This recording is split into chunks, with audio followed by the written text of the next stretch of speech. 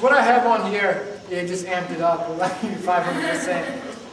What I have on your paper, I have a disturbing image. I heard a lot of noises when I passed them out, you know, people, you know, and all that. I didn't intend to gross you guys out, but I kind of did intend to, you know, get your attention there. This guy's got a fish hook in his mouth, and it looks pretty painful. The reason why I put that on there is because, you know, it does illustrate something. It's pretty serious. On campus, I just wanted to let you guys know that there's traps for you guys on campus. In life in general, but on the college campuses, I don't know if you guys have ever read about or heard anything. Backsliding rate and losing the Christian faith rate is very, very high on campus. 97% of Christians that enter college are totally backsliding by the time they leave, and that's 4 years. 97%! I mean, that would mean if we looked in this room here, that would probably mean, I don't know, maybe 2 or 3 of you or whatever. 3 of you would be the only ones that would not take the bait, basically. That's what it means. 90%, if this was all the college students here, all 6,000, it would be safe to say, about 97% of you will take Satan's bait. Out of that 97%, I believe it's like 30% come back to Christ after 10 years of graduating. And that's serious because you don't even know if you're going to make 10 years, first of all. And I have this hook on here because sin often has a bite that's a little bit harder than you know, we like to imagine. And now every time someone hears the bird, they're going to laugh because they're going to think about me saying that he's getting jacked or whatever.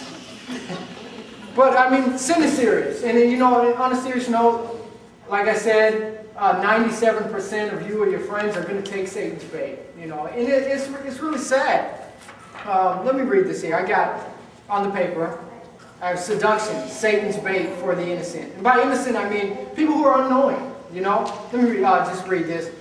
This disturbing image of a man snared by a fish hook is placed on the page, of course, to draw your attention to the idea that Satan desires to snare us, you and I, with his bait and pull us into his kingdom. Listen to this. Every day, whether we know it or not, we're being pursued by an enemy that wishes to destroy us. And here's your parallel here. Just as the fish in the sea ignorantly swim around, I put ignorant way too many times on here, I didn't even notice. Just as the fish in the sea ignorantly swim around, ignorant of the fishermen above that is bent on their destruction, some of us walk through life ignorant to the fact that Satan has placed traps all around us, hoping we'll bite so he can have us forever. Okay, oftentimes when people fall into the traps, and when you talk about college students, you know, like all of you, we're often walking around and we get trapped because we don't know that someone's trying to trap us. The easiest way to trap somebody is for them to not know, right? Fish, when they're swimming around, they don't know when they see the little worm. They don't know that there's a guy on the other end of that line trying to kill them. They don't know that. So it's easy for this. I mean, if they knew, none of us would be able to enjoy seafood restaurants, right? Because they would never go for the bait. If they knew, they would never go for it. And it's the same thing here. I have a scripture. I don't want Satan to outwit us, to 2 Corinthians 2:11. After all, we're not ignorant of Satan's scheming. All right? If we're not ignorant of his scheming, then it's going to be a lot easier for us to not fall into the bait. Right? If we just walk around all day, you know, having fun, doing this, doing that, not realizing that there's actually things out there to trap us, we're going to fall into it. How can you not? And I have a picture on here, this little fish down here. I don't know if anybody, how many of you have ever seen one of these fish? Who's seen Finding Nemo? Did you see that? Yeah, that was the best part, right? Well, that fish is called an anglerfish, and they're real here. What they do is they emit a little light. And then when the fish gets attracted to the light, out of the shadows emerges this, it's basically a monster. That's what it is. Those things are disgusting. And you know, it kind of ensnares them. And that's what happens to us. But the thing is, you know, I have on here, every effective trap employs a bait that's attractive to the intended prey. Example, worms for fish, cheese for mice, seed for birds, corn for deer, da-da-da-da-da. That makes sense, right? And whenever you want to put a bear trap down, you put it where bears go, you know? But the only thing is, of course, nobody here hopefully not anyone in here is attracted to worms and stuff like that. So Satan, he doesn't use that, but what Satan does is he uses things that are attractive to us, right? None of us, they always have a saying, and we could talk about the sexual thing, sexual temptation, even though that's not the only one, but it is one of the major things on campus. Whenever you get saved, you decide to live for Christ or whatever, the guys don't get ugly all of a sudden. Their muscles don't deflate, in your eyes. And the same thing with the women. Women don't get ugly all of a sudden. And it's the fine guys and it's the fine girls that Satan uses. Satan's going to use anybody that's going to let him use them to trap you, right? And sometimes it's unknowing. I'm not saying that every guy out there that's bad knowingly wants to trap you, but there's a force that's working behind oftentimes. There's a scripture in, I believe it's Ezekiel, where God is bringing down judgment to a king.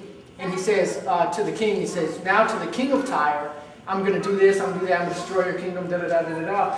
And then he turns around and says the same thing to the same guy, but then he says now to the prince of Tyre. And he starts describing to this king, he says, you walked in eternity with me, you were at the throne, and da-da-da. But he's talking to this king. But what's happening is, God understands, of course, because he's God, that there's a man in the earth that was a wicked king, but there's a force working behind the scenes. And that's what happens oftentimes here. We get on campus, we have a goal. And many of us that grew up in church or we're Christians and we want to live for Christ, we don't intend on backsliding. Nobody really wants to backslide. Well, I won't say that. Some people, some do. But for the most part, nobody really does. And I've been in the situation, I haven't been perfect all my life.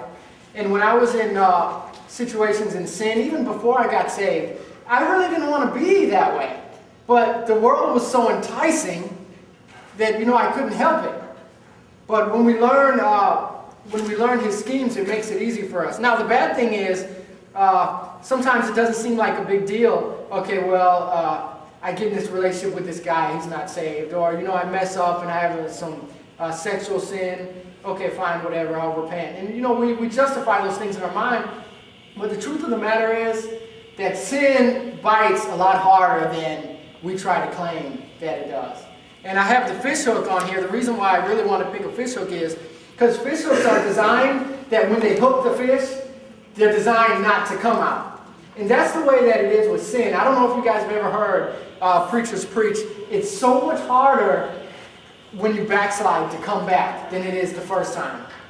Because when sin hooks you, it's got you. And Satan has his hooks. And I was explaining to, and I was talking to Branton here earlier on this paper where you have this ferocious monster and then you have his bait. The bait looks attractive. And this bait, it can be anything. If you just think about things that are attractive to you, the bait might be a fine-looking guy. And the monster might be HIV. You see, once he hooks you with his hook, you might not be able to get out as easy as you would like to. There's a story of a woman who was faithful to God all her life. And she messed around and slept with this guy, contracted AIDS. First time ever slept with anybody. Contracted HIV, it turned into full-blown AIDS. She died 6 months later. The guy went on to live another 10, 15 years because his HIV never... Of course he's not going to die. Satan's using him. As long as Satan's using him, he's going to keep him. But what he does is he takes his things that he's using, hooks you with it, and destroys you. So, we look out sometimes at the people, and this is what happens, especially to a lot of freshmen. You get on campus, everybody's approaching you. This organization is approaching, this organization, the clubs are coming on, giving you flyers, this and that.